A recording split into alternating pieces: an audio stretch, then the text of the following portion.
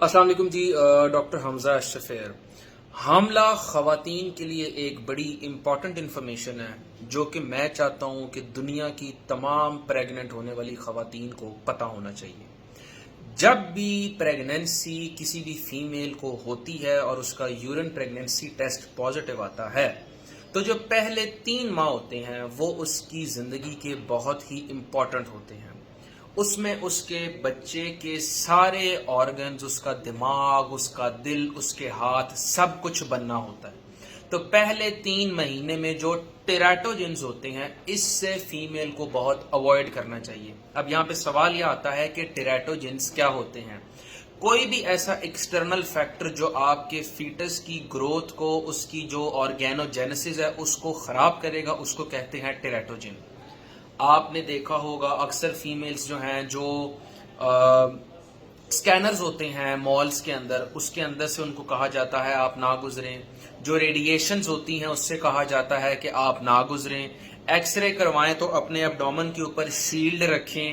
M R آئی C T scan مت کروائیں۔ شراب، الکوہل، ٹبیکو، کیفین سے ان کو کہا جاتا ہے آپ نہ یوز کریں۔ زیادہ اینٹی بایوٹک، سٹریپٹومائسین، ٹیٹراسائیکلین، اس طرح کی جو جان لیوا ہیں بچے کے لیے وہ لوگ استعمال نہ کریں۔ اس کی وجہ کیا ہے؟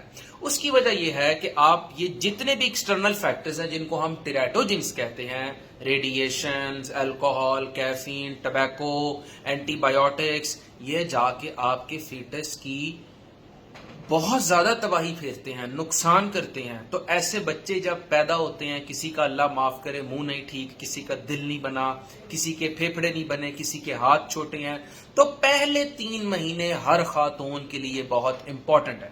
اور ساتھ ہی پہلے 3 مہینے میں ہر خاتون کو ڈاکٹر فولک ایسڈ کی جو میڈیسن ہے وہ ریکمینڈ کرتے ہیں۔ کیوں؟ کیونکہ فولک ایسڈ آپ کا جو برین اور آپ کا جو حرام مغز ہے، اسپائنل کارڈ، اس کی فارمیشن میں بہت ہیلپ فل ہوتا ہے۔ تو اس کو صحیح طرح سے بنانے کے لیے فولک ایسڈ دیا جاتا ہے۔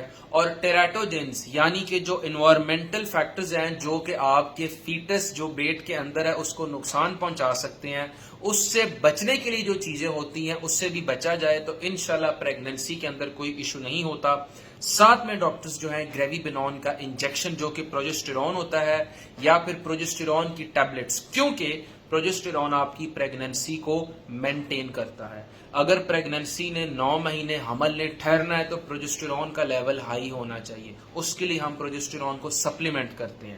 اگر ہم پروجسٹیرون نہ دیں، پروجسٹیرون کا لیول کم ہو جائے تو حمل ضائع ہو جاتا ہے، یعنی کہ ابارشن ہو جاتا ہے۔ تو جتنی بھی حاملہ خواتین ہیں سب کو پتا ہونا چاہیے کہ پہلے 3 مہینے ہمارے پیٹ پہ کوئی ریڈیشن، کوئی سی ٹی سکین، کوئی ایکس رے، کوئی شعائیں، کوئی ہم زیادہ اینٹی بایوٹکس لاپرواہی ہم لوگوں نے نہیں کرنی، چونکہ ہمارے جو فیٹس ہے اس کو بہت زیادہ نقصان پہنچ سکتا ہے۔ ڈاکٹر حمزہ شفیر۔